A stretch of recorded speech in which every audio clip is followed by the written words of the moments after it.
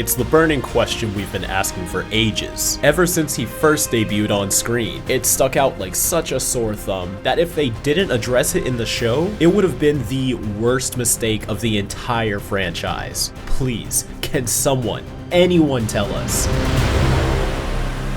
Why is Rath naked? Oh, wait, you never questioned it? You never wanted to know this?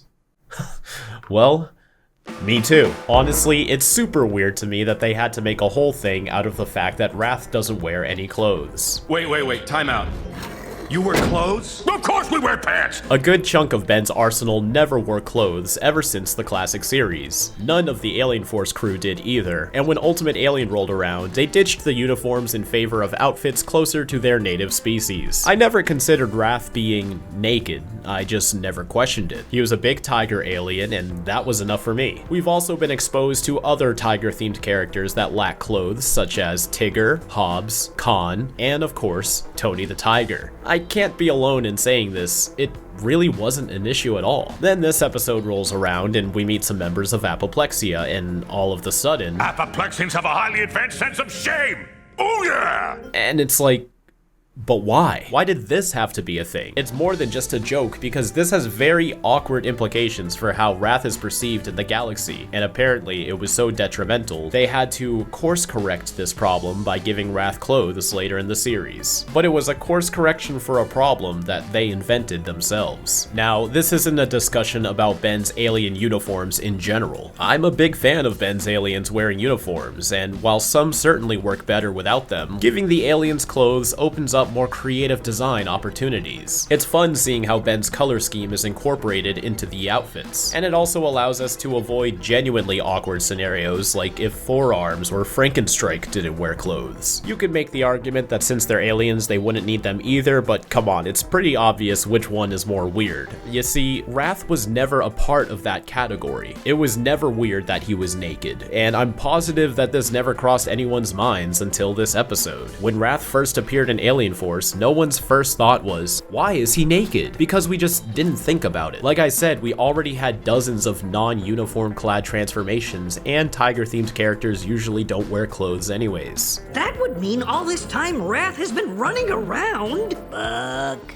naked. This feels like the show making something weird just for the sake of making something weird, like confirming that Eunice is canonically related to Ben after featuring a whole episode where he tries to hook up with her. What purpose did that serve? Who are you making happy with this decision? It feels like this just shakes things up for the worst and introduces endless conversations of, well, what other transformations are naked that aren't supposed to be? Why did the Omnitrix give clothes to Jury-Rig and not Rath? Isn't this the perfect Omnitrix and the only problems are user error? Are we saying this is Ben's fault? Is it also Ben's fault that Ripjaws doesn't have a breathing brace either? He's got a uniform. Why does the giant fish get an outfit but must suffocate on land while Rath is forced to let it all hang out? You see what I mean? Oh wait, this video is also an episode review too. My bad. Let's dive in. At some point or another, every show needs a shrinking episode, and for Ben 10, I feel like they made a really poor use of the concept. Not every shrinking episode needs to be a biology lesson or a grandiose trek across the obstacles of the ant's eye view, but it still lacked a unique niche to it that's commonly expected with a shrinking episode. Although, seeing one of Ben's transformations super up close was a cool concept, and using Gravitac was a great way to fake out the audience in the beginning. But he doesn't make too much for a close-up landscape, as it's all just a bunch of rocks, like a UAF desert. Landscape aside, Gravitac's purpose was also a great idea at first. We need somebody that both sides will respect. Gravitac's a Galilean. They're known for being wise and patient. As it feeds into my desire to see Ben's galactic notoriety challenge him in more non-combat scenarios, and having to use a specific transformation to mediate a peace conference between the two planets sounds right up my alley, though the whole Helix thing does take me out of it pretty frequently. Granted, a whole episode just about the peace conference has many chances of falling flat and coming out boring, so the need to have an additional challenge to overcome in addition to the conference does make sense. But similar to the incursions invading right as Ben was tending to the rally last season, the Helix plotline takes away from the importance of the conference in the first place, and doesn't allow us to truly see how Ben would handle this situation if there wasn't any distractions or impending doom.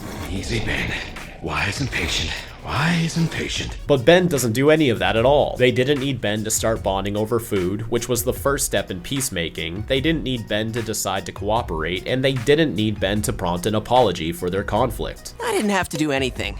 They worked it out themselves. Ben 10 is unmistakably not a show about politics, and never claimed to be, but I just want to see Ben be a successful negotiator at least once, you know? He's gonna be president one day, for Christ's sakes. The way the Helix was set up, it also seemed like Rook's advances were supposed to parallel the peace treaty too. If we ask them to stop, they might listen to reason. Helix fleas are intelligent. But it turns out they were just hired by one of the Luodans to throw the treaty, officially making them a bad guy, rather than this being a neutral mediation between two cultures. It's strange to me that the Apoplexians weren't strong enough to bust open the door when Jerry-Rig dismantled it with ease, though there were some good jokes here, like their conflict being born from the War Cats taking a shit in the marshmallow sands as if it was a litter box. So, if we agree on the definition of sand, then we can consider points 7 through 20. And Ben's reaction to his stomach being blown up. I have never felt such pain!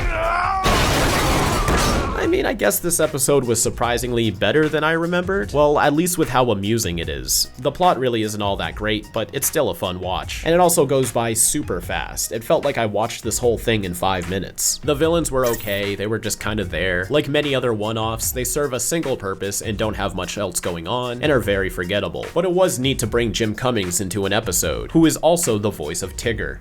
Tremble before Vex, 99th leader of the Apoplexian Empire! The Apoplexians and the Luodans didn't have that much development, but they were still entertaining, and it's always fun to see more characters based on Ben's aliens. I gotta give props to Caitiff's bravery to throw down hands with an Apoplexian, twice. And later, Patron against Rath too. Perhaps Luodans are just naturally tolerant to abuse and pain similar to the worst, or they're just packing a solid pair of gumballs down in their marshmallow meadows. However, Rath's disapproval of Jarrett eating a baby Tiffin is likely just Ben's own preference, as Malice had no problem, quote, We'll squish your women and children between graham crackers and turn them into s'mores. They will be delicious! So like, Apoplexians eat babies now too? Bluketch and Dripa have comfortably found themselves at home with their roles in the show. Their dumb genius angle is perfect for letting the writers experiment with new features, but still allows for some chaotic fun to happen. But is it just me, or were they surprisingly really chill when they thought they vaporized Rook? We better unplug this thing so no one ever uses it again. Yeah, this certainly wasn't the first time they've had blood on their hands. He's alive!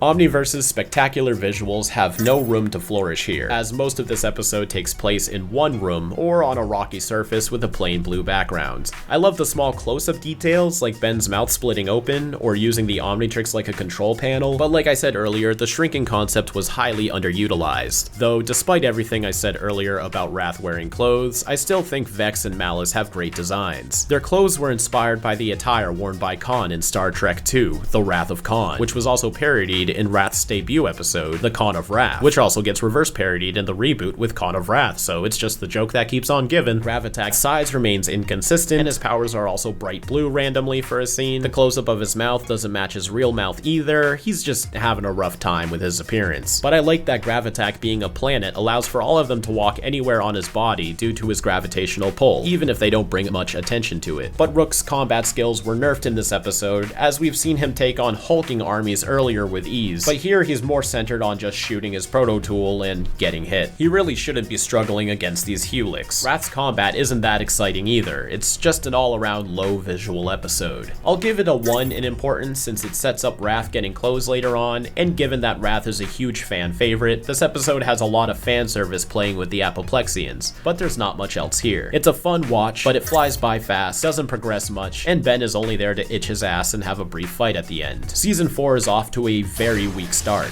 but given the next episode starts this season's storyline, we don't have to wait long for the gears to start turning again. We just needed a brief detox from the frogs with some marshmallow feline hijinks. I am sorry. We should have left the bathrooms unlocked for you.